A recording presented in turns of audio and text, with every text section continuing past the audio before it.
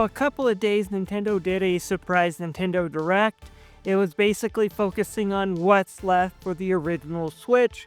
The Switch 2 Direct's going to be next week. I did watch it, and here are some games that I'm excited about coming out later this year for the original Nintendo Switch. No need to upgrade. My personal thought is it doesn't look like Nintendo is going to be supporting the original Switch as long as they did with the NES, which was like 3.5 years.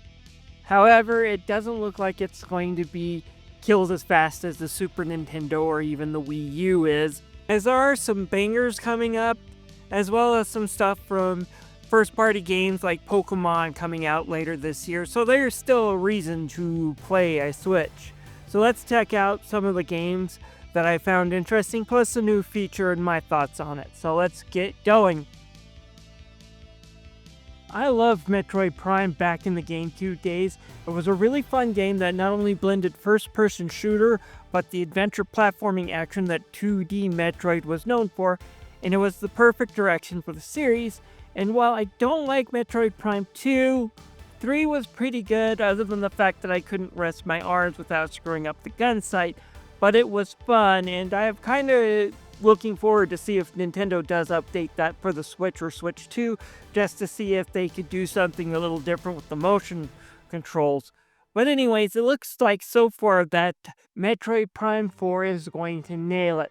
From the looks, from the action, to the way the story is set up, it does look like we're in for a treat, and I can't wait for this game. One of the biggest things I've been enjoying from last year is Dragon Quest III 2D HD, and I'm kind of excited to see what they do with Dragon Quest 1 and 2. I enjoyed the original Dragon Warrior on the NES. Yes, it's aged like milk on a hot radiator, but unlike the NES version of Final Fantasy, which pisses me off because every retro gamer on YouTube insists it's a gem, even though it's a broken piece of shit in my opinion, Dragon Warrior works. Now we get this HD version, which is probably going to add more to the quest, add more features, and probably rebalance the gameplay, because pretty much every other remake of Dragon Quest rebalances the gameplay because the original Dragon Quest is a bit too grindy. But what I'm seeing here looks super fun. Then we also have Dragon Quest II, which does look like it's going to add a few things, like there's going to be an additional character that's playable, as the original Dragon Quest II only had 3 characters that were playable. It looks like you have a 4th member on the party. And for those who are curious about why this is considered part of the Ardric trilogy, why this was released last, they're actually going in story order. Basically, Dragon Quest I takes place a couple hundred years after Dragon Quest III, where you're a descendant of Erdrick and have to find all the stuff that he left behind and buried at the end of the 3rd game, so you can power up to fight the Dragon Lord, which is the kind of the calamity that the villain in the 3rd game kind of mentioned after you killed him. And Dragon Quest II takes place 100 years after the original Dragon Quest again. More descendants this time. You have to gather up all your cousins that exist in different kingdoms and fight up new demon lord that's coming up. You got the main character who's kind of your typical Dragon Quest hero. He's kind of tanky. You got the princess, who's of course going to be the spellcaster. And then you got this green guy with the messy hair. He's just there to die a lot. Anyways, moving on to another collection I'm excited for is the Gradius collection. I admit I do like some Gradius every now and then, and I think the fact that Konami is releasing another classic collection, it will be interesting to compare this to the Konami Anniversary collection from several years ago, which also had a lot of Gradius games as well as shmup games, and just seeing what they're doing here. And it looks like they're going to even have a new game, and considering how good Haunted Castle Revisited was, I can't wait to see what Konami does here. Then moving on, we have Marvel Cosmic Invasion.